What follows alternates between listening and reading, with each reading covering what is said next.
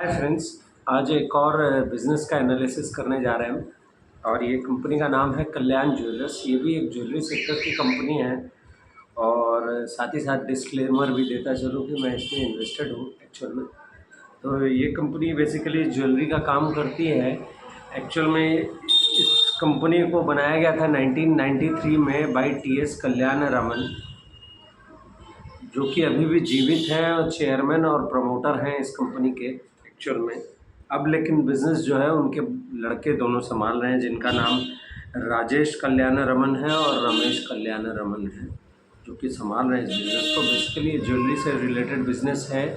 और थोड़ा सा बैकड्रॉप दे दूँ, इनकी फैमिली जो है वो बिज़नेस लाइन में काफ़ी लंबे समय से है, 1908 से है। एक्चुअल में इनके जो दादाजी थे टी.एस. कल्याण रमन के, वो टेक्सटाइल का बिज़नेस करते थे और वहाँ से बिज़नेस इनके फैमिली में चलता रहा। उसके बाद उनके जो लड़के थे वो भी टेक्सटाइल बिज़नेस में थे 1972 तक। तो उसके बाद फिर इन्होंने एक नया टर्न लिया बिज़नेस में। बेसिकली ये लोग ज्वेलरी सेक्टर में आए। इन्होंने अपने नाम पे ही कल्याण ज्वेलर्स का नाम रखा है। Basically T.S.. कल्याण रमन ने कल्याण ज्वेलर्स का नाम रखा। और ये बेसिकली जो है त्रिशूर केरला के एक ज़िले से शुरू हुआ। इनका पहला शोरूम वहीं त्रिशूर में इन्होंने खोला था, केरला में। आप जानते ही हैं कि साउथ इंडिया जो है वो ज़्यादातर ज्वेलरी को बहुत पसंद करता है। बेसिकली अगर आपको कहा जाए कि अगर आप पौराणिक रूप से भी देखेंगे तो साउथ में हमेशा सबसे ज़्यादा सोना पाया गया, क्योंकि सोने के प्रति लगाव जो है साउथ में ज़्यादा देखा गया हमेशा से। और वो चीज़ आज भी है।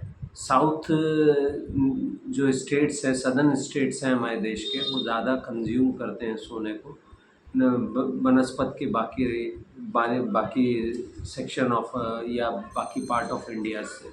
तो खैर, इन्होंने 2004 में पहली बार केरला से बाहर निकलकर कोयम्बटूर में पहला इनका शोरूम खोला।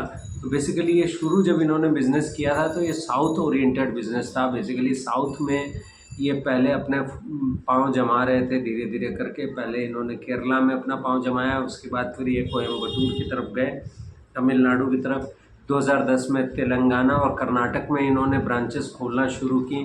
तो इससे क्या हुआ कि ये अपनी पोजीशन को कंसोलिडेट कर रहे थे साउथ स्टेट्स में। और आपको एक बात जानकर बहुत हैरानी होगी कि ऑर्गेनाइज सेक्टर में कम से कम 5 से 6% का जो हिस्सेदारी है वो ये मेंटेन करते हैं इस समय। तो माने इतना सेल इनको मिलता है। काफ़ी फेमस नाम है साउथ का। आप जानते ही हैं कि इसमें बहुत सारे ब्रांड एम्बेसडर्स जुड़े हुए हैं, जैसे अमिताभ बच्चन हुए, कटरीना कैफ हुई, जाह्नवी कपूर हुई, जया बच्चन हुई, अमिताभ जी की बिटिया जो हैं श्वेता बच्चन, वो भी इसके ब्रांड एम्बेसडर हैं। और ये सब मैं उनका नाम ले रहा हूँ, कृति सनन भी इनकी ब्रांड एम्बेसडर हैं और ये नेशनल लेवल पे है। और इवन इन्होंने क्या किया है, इन्होंने अपने रीजनल लेवल पे भी अपने ब्रांड एम्बेसडर बना रखे हैं। जैसे कि नागार्जुन जो हैं वो इनके ब्रांड एम्बेसडर हैं। वेस्ट बंगाल में रीता भारी चटर्जी एक एक्ट्रेस हैं, वो हैं।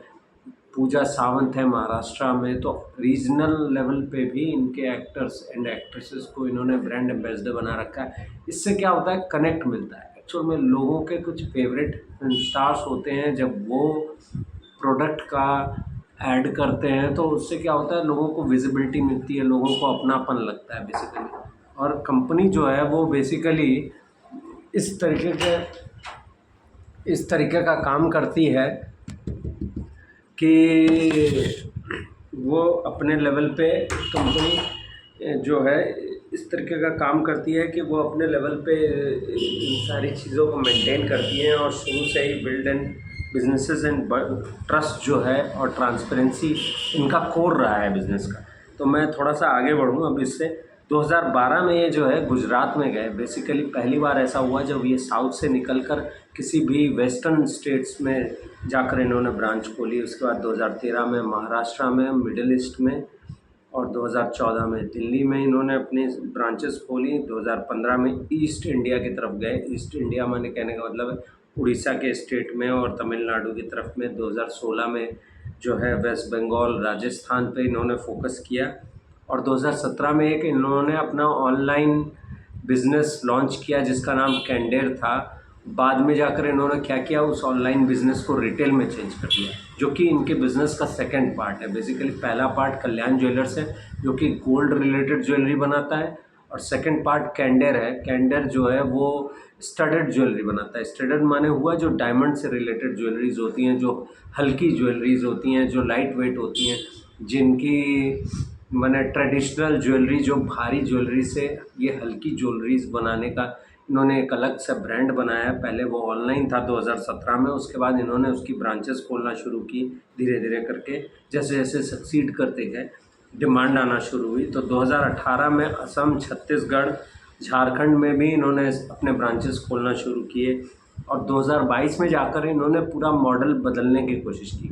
2022 में बड़ा इंटरेस्टिंग इन्होंने किया। बेसिकली ये पहले क्या करते थे, ये अपने ही कोको ब्रांचेस करते थे, मैंने company owned and company operated branches होती थी। बाद में ये चले गए फोको मॉडल की तरफ। फोको क्या हुआ, फ्रेंचाइज ओन्ड, मैंने किसी को फ्रेंचाइजी दे दी लेकिन कंपनी ऑपरेशन संभाल रही थी, कंपनी ऑपरेटेड, कंपनी ऑपरेशन सारे संभाल रही थी लेकिन फ्रेंचाइजी किसी और को दे दिया। इससे क्या हुआ, इसका इनका कैपिटल बचना शुरू हुआ।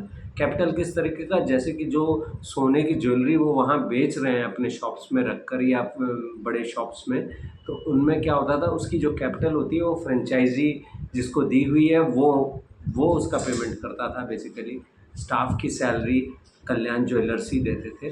तो इस तरीके के एक मॉडल में चले गए, तो इससे क्या हुआ, शेयरिंग हो गई, कॉस्ट की शेयरिंग हो गई, इनका कैपिटल उतना इन्वॉल्व नहीं हुआ और ये तेज़ी से आगे ब्रांचेस का एक्सपेंशन करते गए।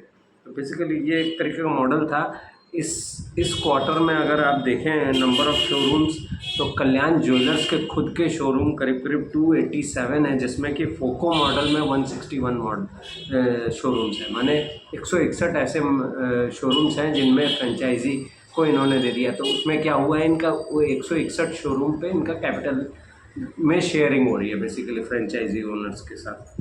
कैंडेर के इन्होंने 81 शोरूम्स खोले हैं अब तक, और उसमें से भी 41 जो हैं वो फोको मॉडल पे हैं। और मिडिल ईस्ट जो कि ये 2013 में गए थे, तो इन्होंने 36 मिडिल ईस्ट में शोरूम खोले हैं, जिसमें से 4 फोको मॉडल पे हैं। अब ख़ास बात ये है कि अगर इनका रेवेन्यू देखें आप, तो 60% वेडिंग ज्वेलरी से, वेडिंग रिलेटेड ज्वेलरी से इनका आता है बेसिकली। और वेडिंग ज्वेलरी जो है इनकी सबसे ज़्यादा बिकती है। उसके बाद एक आता है इनका डेली वेयर में। तो डेली वेयर में अगर देखें तो एस्पिरेशनल ज्वेलरी है, जिसमें इनका ब्रांड नेम है मुद्रा और रंग। और रीजनल ज्वेलरी जो बनाते हैं उसका नाम ऐश्वर्यम के नाम ब्रांड से ये बेचते हैं बेसिकली।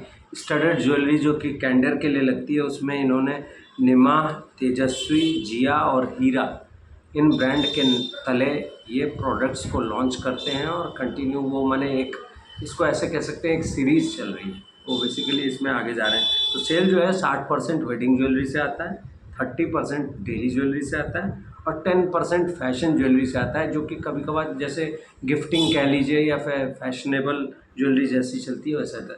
इनका सेल जो है, आप अगर सेल का रेवेन्यू देखें तो ऑलमोस्ट जो है इनका 73% इंडिया से आता है, और 27% इनका जो है वो मिडिल से आता है इनका सेल जो इस समय।